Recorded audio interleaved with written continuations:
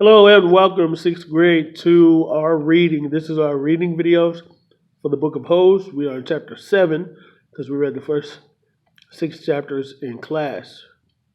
So if you've already read the books, great. And you're just listening along with the video, awesome. Remember, this, I'll put the audio up and it's up to you to listen to it or not. You can just read it on your own. Enough of that. Chapter 7. The shovel fell in Stanley's soft, fleshy hands. He tried to jam it into the earth, but the blade banged against the ground and bounced off without making a dent. The vibrations ran up the shaft of the shovel and into Stanley's wrist, making his bones rattle. It was still dark.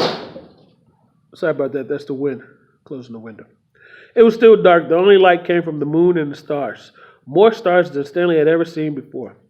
It seemed he had only just gotten to sleep when Mr. Pendowski came in and woke everyone up. Using all of his might,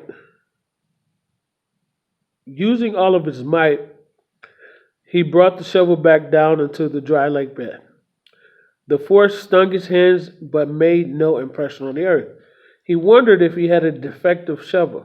He glanced at Zero, about 15 feet away, who scooped out a shovelful of dirt and dumped it in a pile that was already almost a foot tall.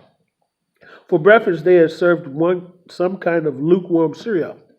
The best part was the orange juice. They each got a pint carton. The cereal actually didn't taste bad, but it smelled just like his cot. Then they filled the canteens, got their shovels, and were marched across the lake. Each group was assigned a different area. The shovels were kept in a shed near the showers. They all looked the same to Stanley, although X-Ray had his own special shovel, which no one else was allowed to use. X-Ray claimed it was shorter than the others, but if it was only by a fraction of an inch. The shovels were 5 feet long, from the tip of the steel blade to the end of the wooden shaft. Stanley's hole would have to be as deep as his shovel, and he had to be able to lay the shovel flat across the bottom in any direction. That was why X-Ray wanted the shortest shovel. The lake was so full of holes and mounds that it reminded Stanley of pictures he had seen of the moon. If you find anything interesting or unusual, Mr. Pendowski had told him, you should report it either to me or to Mr. Sir when we come around with the water truck. If the warden likes what you found, you'll get the rest of the day off. What are we supposed to be looking for? Stanley asked him. You're not looking for anything. You're digging to build character. It's just if you find anything, the warden would like to know about it. He glanced helplessly at his shovel. It wasn't defective. He was defective. Page 28. He noticed the thin crack in the ground. He placed the point of his shovel on top of it, then jumped on the back of the blade with both feet. The shovel sank a few inches into the packed earth. He smiled. For once in his life, it paid to be overweight. He leaned on the shaft and pried up his first shovel full of dirt, then dumped it off to the side. Only 10 million more to go, he thought. Then he placed the shovel back in the crack and jumped on it again. Each unearthed several shovelfuls of dirt in this manner, before it occurred to him that he was dumping his dirt within the perimeter of his hole. He laid the shovel flat on the ground and marked where the edges of his hole would be. 5 feet was awfully wide. He made the dirt he had already dug up out past his mark. He moved the dirt he'd already dug up out past his mark. He took the drink from his canteen. 5 feet would be awfully deep, too. The digging got easier after a while. The ground was hard at the surface, where the sun had baked a crust about 8 inches deep. Beneath that, the earth was looser. But by the time Stanley broke past the crust, a blister had formed in the middle of his right thumb, and it hurt to hold the shovel. Stanley's great-great-grandfather was named Elmer Yelnats. He was born in Lativa. When he was 15 years old, he fell in love with Myra Minky. He didn't know he was Stanley's great-great-grandfather. Myra Minky was 14. She would turn 15 in 2 months, at which time her father had decided she should be married. Era went to her father to ask for her hand, but so did Igor Barkov, the pig farmer. Igor was 57 years old. He had a red nose and a fat, puffy cheeks. I'll trade you my fattest pig for your daughter, Igor offered. And what you've got? Myra's father asked Elia. A heart full of love, said Ilya. I'd rather have a fat pig, said Myra's father. Despite Ilya's desperate, Ilya went to see Madame Zeroni, an old Egyptian woman who lived on the edge of town. He had become friends with her, though she was quite a bit older than him.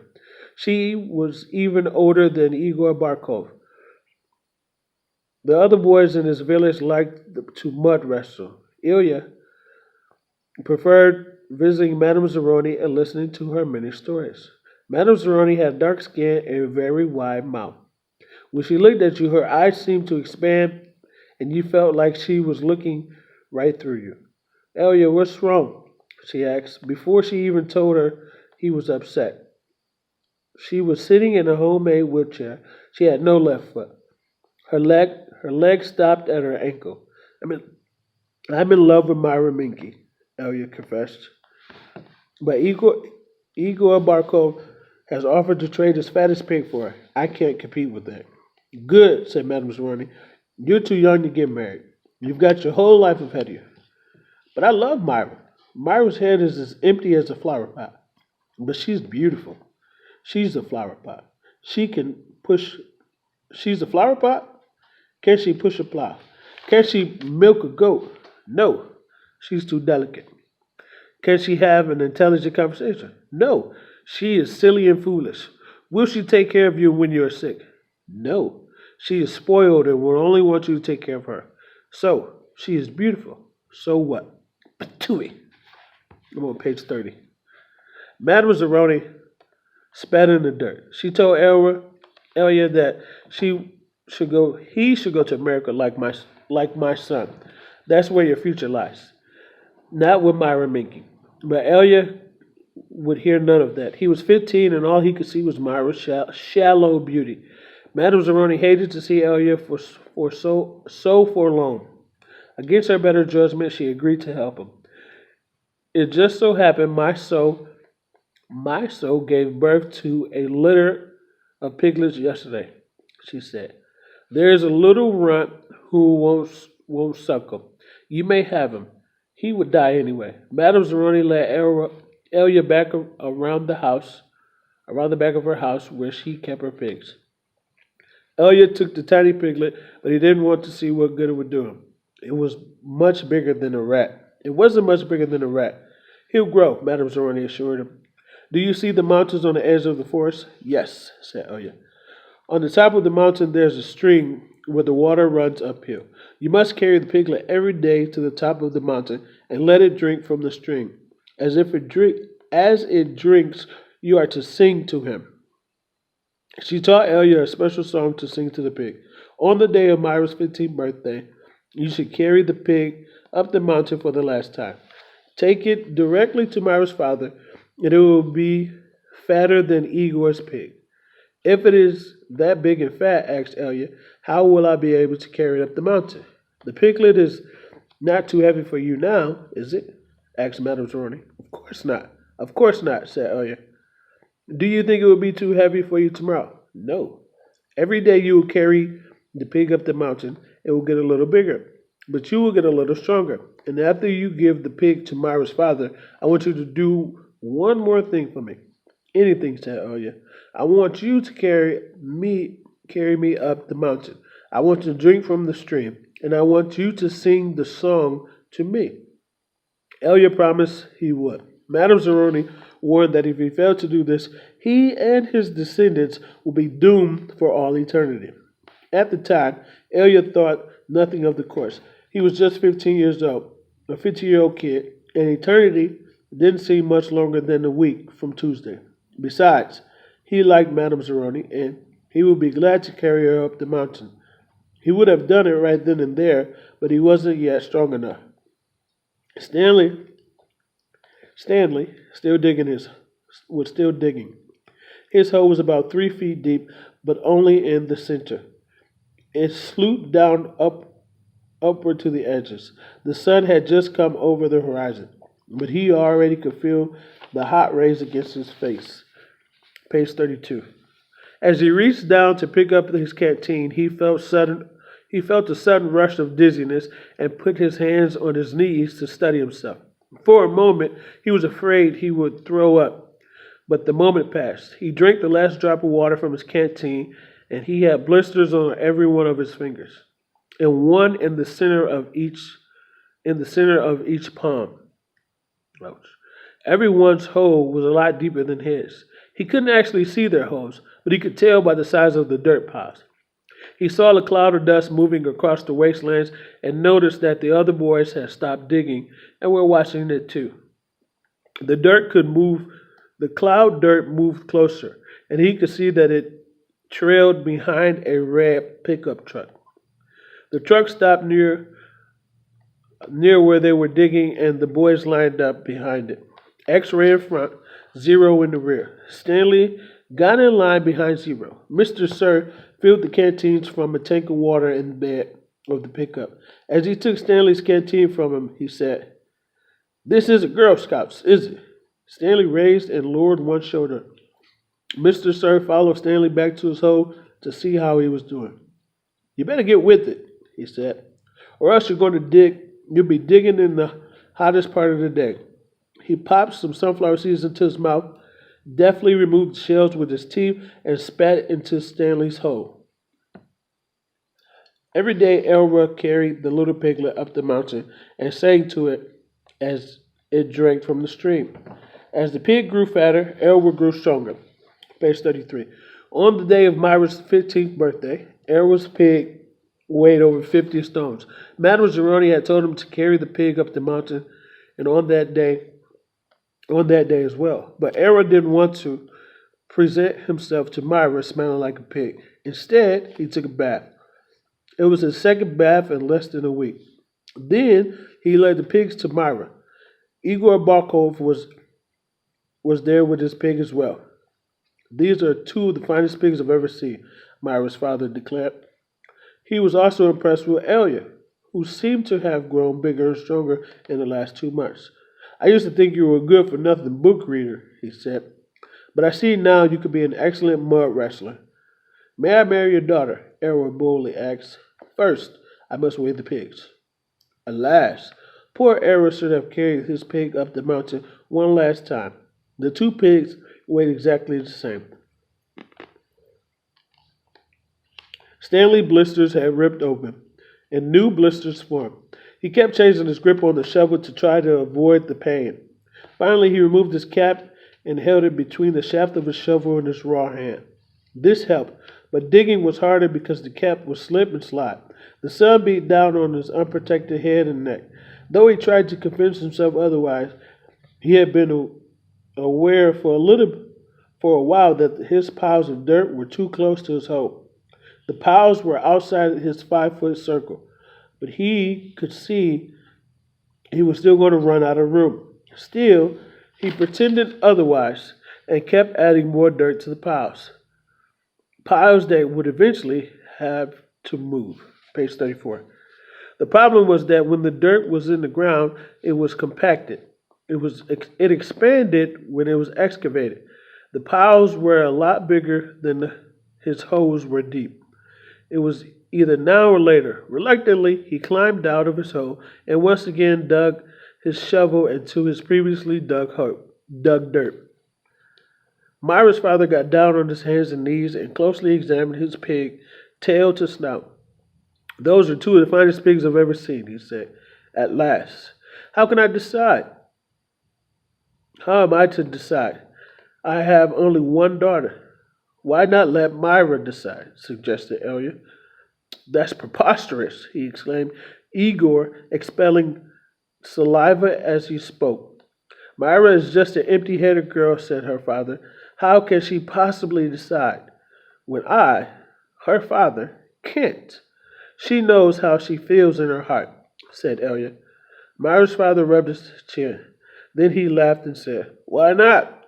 He slapped Elia on the back. "It doesn't matter to me. A pig is a pig." He summoned his daughter. Elia brushed when Myra entered the room. "Good afternoon, Myra," he said. She looked at him. "You're Elia, right?" she asked. "Myra," said her father. "Elia and Igor have offered a pig for your hand in marriage." "It doesn't matter to me. A pig is a pig. So I will let you make the choice. Whom do you wish to marry?" Myra looked confused. "You want me to decide?" "That's right, my blossom," said her father. "Gee, I don't know," said Myra. "Which pig weighs more?" "They both weigh the same," said her father. "Golly," said Myra. "I guess I choose Elia." "No." "Igor." "No." "Elia." "No." "Igor." "I don't know." "Oh, I know. I'll think of a number between 1 and 10. I'll marry whoever guesses the closest number. Guesses the closest number. Okay, I'm ready." 10, guessed Igor. Elia said nothing. "Elia," said Myra, "what number do you guess?" Elia didn't pick a number. "Marry Igor," he muttered. "You can keep my pig as a wedding present." The next time the water truck came, it was driven by Mr. Pendowski, who had bought sack lunches. Stanley sat in the back against a pile of dirt and ate. He had a bologna sandwich, potato chips, and a large chocolate chip cookie. "How you doing?" said Magnet. "Not real good," said Stanley. "Well, the first hole's the hardest," Magnet said. Stanley took a long, deep breath. He couldn't afford to dawdle. He was way behind the others, and the sun just kept getting hotter. It wasn't even noon yet, but he didn't know if he had the strength to stand up. He thought about quitting. He wondered what they would do to him, what they could do to him. His clothes were soaked with sweat. In school, he had learned that sweating was good for you. It was nature's way of keeping you cool. So why was he hot? Page 38:6.